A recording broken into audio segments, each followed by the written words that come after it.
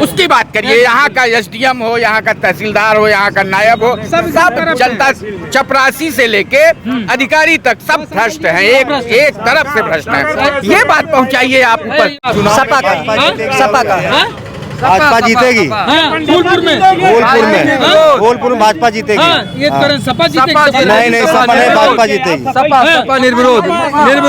वो जो जुल्मा था, जुल्मा समाप्त हो गया। हाँ, जो जुल्मा था वो जुल्मा समाप्त हो गया। हाँ, जुल्मा खत्म। अब जनता जान गई है, जनता जान गई है। हाँ, जुल्मा नहीं चलेगा। वो खटाखट खत्म हो गया। खटाखट खत्म हो गया। खटाखट खत्म हो गया, तभी तो सीट ज्यादा निकली है। पार्टी का लक्ष्य है और किसी का नहीं।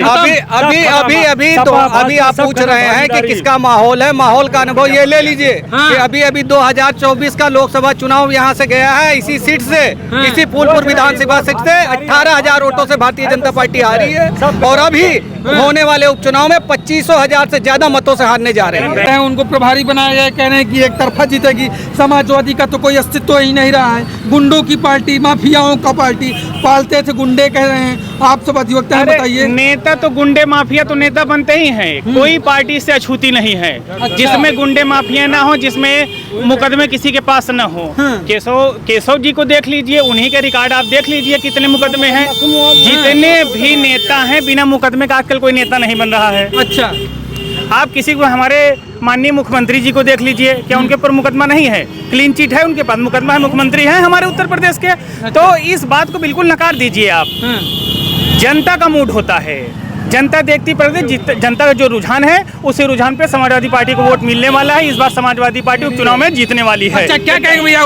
फूलपुर में क्या चाहिए नहीं वकील साहब, क्या माहौल होने वाला है इस बार उपचुनाव में? फूलपुर में भारतीय जनता पार्टी यहाँ 18,600 हार गई। आपको पता है लोकसभा चुनाव में। अब 18,600 हार गई, अब 24,600 हारना है उसको। अच्छा, उपचुनाव में 24,600। सांसद उनके कह रहे हैं कि आप हारी है। वो सांसद अपना विधानसभा हार गए हैं 18,600 वोट से। आप देखें 2024 का परिणाम यही है। अच्छा, 18,600 फूलपुर की जनता ने, सम्मानित जनता ने हरा दिया। और तहसील का हाल देख रहे हैं, पानी 10 मिनट बारिश में पूरा अधिवक्ता यहाँ पानी भर के जाता है। उसके बाद जन्म प्रमाण पत्र, मृत्यु प्रमाण पत्र के लिए गरीब जनता भटक रही है। पैसा लगता है।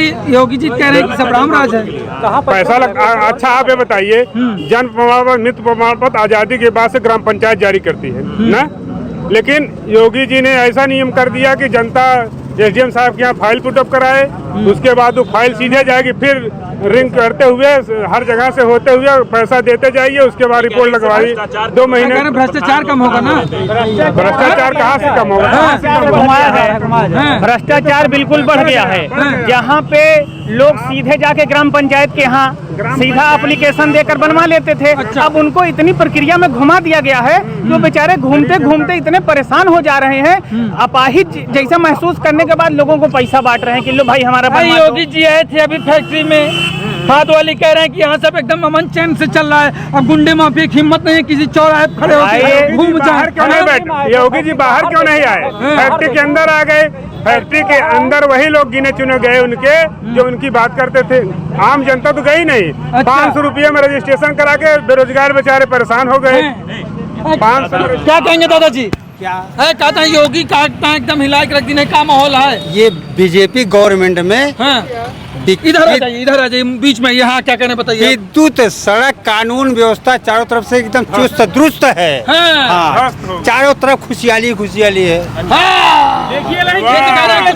तहसील के चक्कर काट रहे हैं, कितना खुश है। तहसील के चक्कर राम राज है कि नहीं? ये तो कहते हैं कुछ हो नहीं रहा है। बिल्कुल राम राज्य ही है चारों तरफ से। हाँ, हर किसी चीज कमी नहीं। करें अखिलेश यादव सरकार बेहतर होती है। अरे अभी आप ठीक है भाई, भ्रष्टाचार हो रहा है। करें भ्रष्टाचार एकदम समाप्त होने वाला है। भ्रष्टाचार गुंडाई बहुत होती है। ये भाई गुंडाई तो कम होती जा रही, दिन प्रतिदिन कम होती जा रही है। चक्कर काट रहे हैं तहसील। अरे सुबह शाम भ्रष्टाचार कम करने के लिए वो ऐसा कर रहे हैं। अच्छा, ये बताइए, कह रहे हैं, एक मिनट सुनिए, वकील साहब सुनिए। वो कह रहे हैं कि योगी सरकार में गुंडाई कम नहीं है, बढ़ी है। क्या कहेंगे? भाई वो तो कहेंगे ही। गुंडे माफियों चल नहीं रही है, इसलिए वो कहेंगे। अच्छा, हाँ, अब गुंडे माफिया बंद हो गया है। सब एकदम जमीन में घुसते जा रहे हैं। क्या कह रहे हैं सारे गुंडे माफिया जमीन में घुसते जा रहे हैं। सुबह से हाथ में 4 पेपर लेकर तहसील के चक्कर, कोर्ट कचहरी चक्कर काट रहे हैं। भ्रष्टाचार खत्म हो गया है, एकदम खुशहाल हैं। अच्छा। हाथ में पेपर देखिए, पिछले 1.5 महीने से कोर्ट का चक्कर काट रहे हैं, लेकिन खुशहाल हैं। अच्छा। अब उंगली काट दीजिए, दर्द ना हो और दर्द ना बताया जाए, ऐसा फील कर रहे हैं। ऐसा कर रहे हैं, नियम दुरुस्त करने के लिए, भ्रष्टाचार कम करने के लिए ऐसा कर रहे हैं। क्या कहेंगे भैया, क्या माहौल होने वाला वकील साहब? मैं थोड़ा सा आप बताइए क्या माहौल है भैया इस समय, क्या लग रहा है, किसका माहौल है सपा या भाजपा फूलपुर में? हैं? फूलपुर में हमेशा सपा का माहौल अच्छा था अच्छा, और सबकी भी अच्छा रहेगा। सपा का क्या कहेंगे भैया, क्या माहौल होने वाला है इस बार उपचुनाव में? सबसे पहले आप ये बताइए आपका माहौल क्या है, हैं? आप अपना माहौल बताइए। हमारा माहौल तो गर्म है, आप अपना बताइए। आप ये बताइएगा क्या उत्तर प्रदेश खुशहाल है? आप बताइए, आप लोगों से सूबे के मुख्यमंत्री जिसे आप चुनकर भेजे हैं वो कह रहे हैं खुले सब समन चैन है। आप बताइए मीडिया का क्या विचार है, मीडिया किसके साथ है? सवाल पूछती है, मीडिया भी जवाब देना, जवाब आपकी देना। जनता देती है। मीडिया को भी जवाब देना चाहिए हैं? कि राज्य में क्या हो रहा है, अच्छा चल रहा है या बुरा चल रहा है, आप बताएं। अच्छा, आप भी कुछ बताइए कि क्या चल रहा है, अच्छा चल रहा है? हम तो कह रहे हैं राम राज चल रहा है, आप बताइए क्या चल रहा है? रामराज कहाँ चल रहा है, आप दिखाइए कहाँ चल रहा है, कुछ बताइए आप। ये कह रहे हैं अमन चैन है, पहले गुंडाई होती थी, गुंडे माफिया करते थे, अमन अब चैन कब नहीं था, सीधा बुलडोजर चल जाता है। अमन चैन कब नहीं था भाई? हाँ, ये कह रहे हैं सबक सरकार में गुंडाई होती थी। किसके सरकार में गुंडाई नहीं होती? योगी जी की सरकार में बंद है कह रहे हैं, योगी जी खुद कह रहे हैं ऐसा मुख्यमंत्री कुछ भी नहीं है दोस्त, हमारे सदन में कहा है मित्र। ऐसा कुछ भी नहीं है, जो जिसको करना है वो कर रहा है। ये तहसील फूलपुर है, आप इसको देखिए, जहाँ पे आप आए हैं आप उसको देखिए, यहाँ पे कोई अधिकारी कर्मचारी नहीं रहता है। 2 महीने हो गए, कोई भी अधिकारी कर्मचारी नहीं है, तहसील में ताला बंद रहता है। आज का भी दिन पूरा खाली चला गया। अब बताइए कौन सा राम राज्य?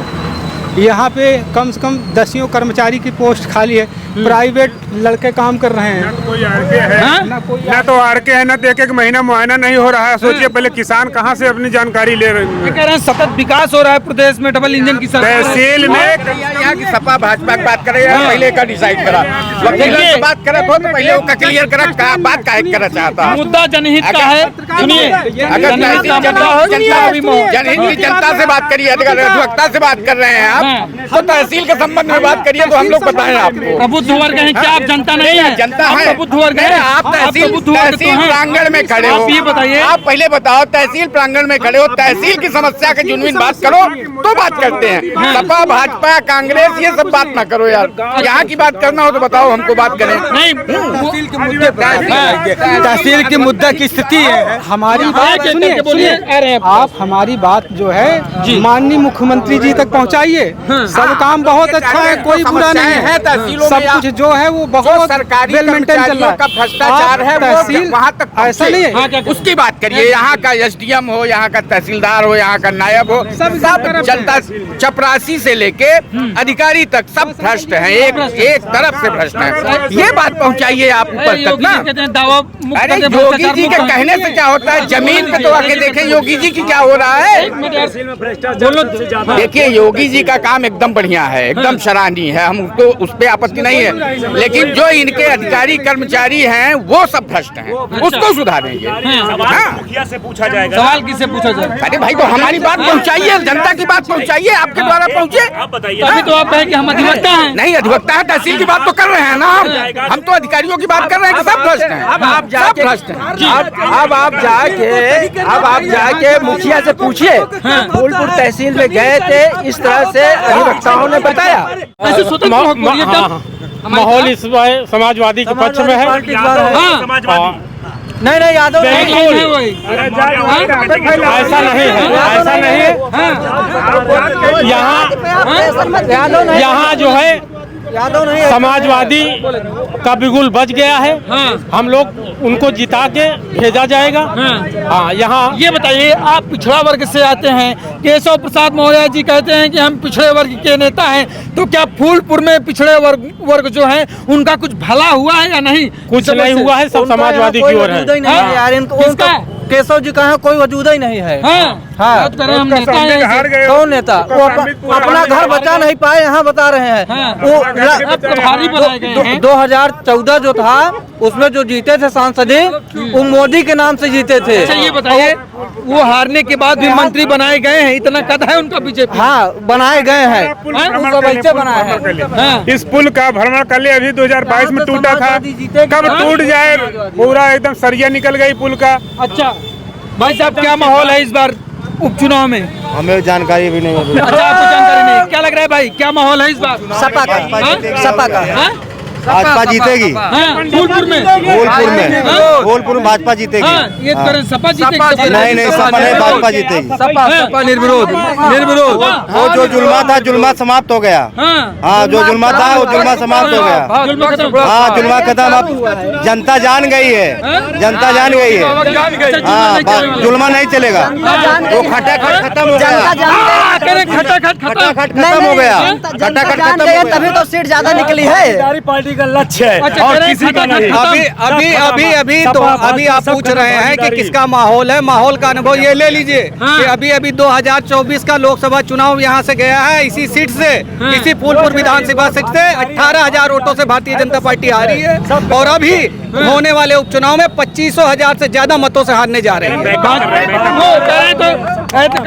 सपक सुपड़ा साफ है कह रहे हैं इस बार। ये सपने की बात है। सपा जिस जनाधार के साथ चल रही है, जिन सोचों के साथ चल रही है, सपा का अपना एक मुद्दा है। आप एक अधिवक्ता हैं, जीती भाजपा है, आप कह रहे हैं हारी है भाजपा 18,000 वोटों से, क्या बात कर रहे हैं? इसी विधानसभा का आकलन कर लीजिए, इसी विधानसभा पे 18,000 वोटों से, मैं ये नहीं कह रहा हूँ 2024 के लोकसभा चुनाव का, मैं चुनाव की बात नहीं कर रहा हूँ, लोकसभा सीट की बात। इसी विधानसभा में लोकसभा चुनाव में 18,000 वोटों से इस विधानसभा में आपका भाजपा का प्रत्याशी हारा हुआ है। अच्छा, इसी विधानसभा में, और इसी उपचुनाव में वो 25,000 से ज्यादा मतों से हारने जा रही है।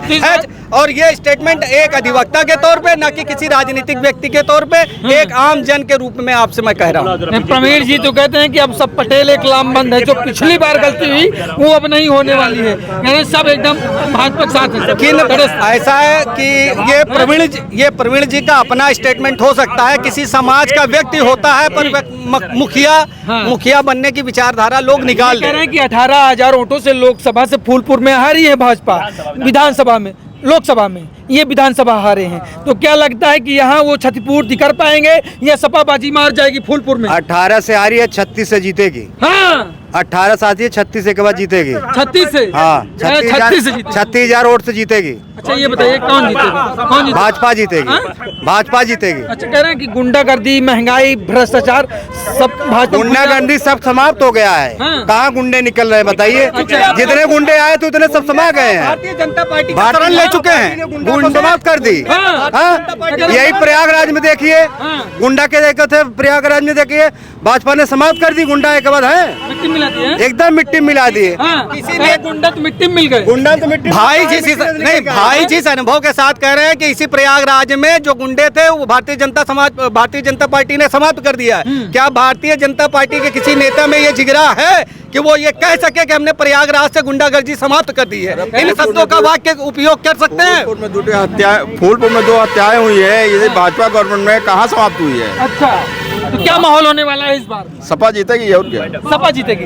तो चलिए साहब देखिए, तभी हम अभी हमारे साथ तमाम अधिवक्ता साथी थे और तमाम जनता जनार्दन भी थी, जिन्होंने अपनी प्रतिक्रिया 2024 के इस चुनाव को लेकर रखी है। लेकिन अब आपकी क्या प्रतिक्रिया, अपनी राय जरूर दीजिएगा। आप सभी हमारे साथ जुड़े, आप सभी का बहुत बहुत